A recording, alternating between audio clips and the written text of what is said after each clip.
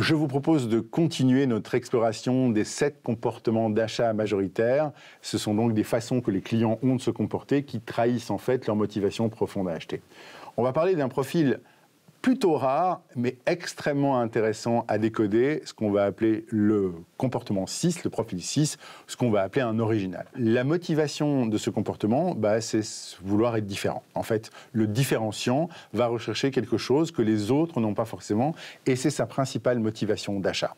Tout le monde peut acheter un téléphone de dernière génération, certains vont choisir des marques plus premium que d'autres, mais vous allez repérer quelqu'un qui est un différenciant parce que lui va avoir un niveau d'information supérieur. Par exemple, il peut vous dire le prochain téléphone de cette marque-là va sortir au CES de Las Vegas en telle année et il va vous amener des informations que seuls les initiés connaissent. Et très rapidement, il va vous montrer qu'il y a une différence de perception entre vous et lui, parce que lui s'y connaît, lui est à la pointe et pas vous. Ce sont des gens qui vont être au courant des dernières tendances, ce sont des gens qui vont vouloir marquer la différence. Ce qui est important, c'est que le rachat les distingue. Alors, encore une fois, il ne s'agit pas que de la technologie. On peut être très profil 6, très différenciant, lorsqu'on achète, par exemple, des meubles design, lorsque simplement on va consommer des produits phyto-naturels de façon différente, mais c'est toujours la même racine, c'est toujours la même vocation, c'est toujours montrer d'une façon ou d'une autre qu'on est différent et qu'on fait les choses de façon différente. Alors comment bien le traiter? Évidemment, certainement pas en lui proposant le même service et la même standardisation que tout le monde. D'ailleurs, si c'est déjà en rayon, pour lui, c'est un peu trop tard.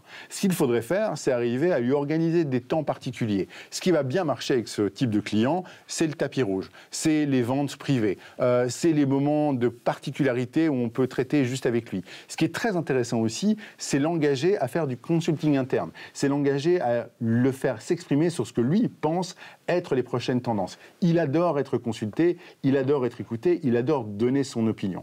Donc si vous arrivez quelque part à lui faire exprimer son opinion, vous êtes gagnant. Et rappelez-vous une chose, c'est qu'en fait, ces clients sont hyper importants parce que c'est eux les découvreurs des nouvelles tendances.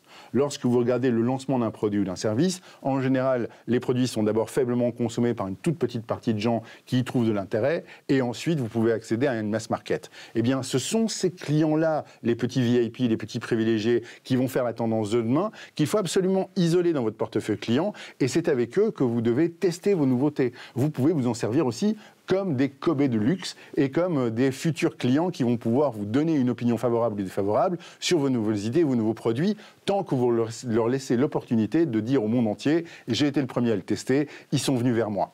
Et aujourd'hui, d'ailleurs, à l'époque dans laquelle nous sommes, ces fameux profils 6, ces fameux différenciants ont trouvé un métier. On les appelle les influenceurs.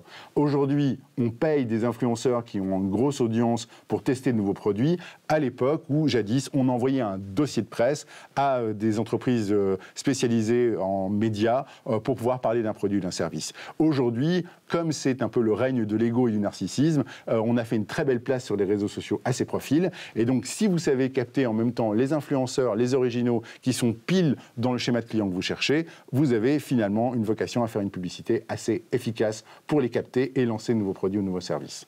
On se retrouve bientôt dans une prochaine consultation de Dr Sales et n'oubliez pas que la santé de votre entreprise dépend avant tout de la santé de vos ventes.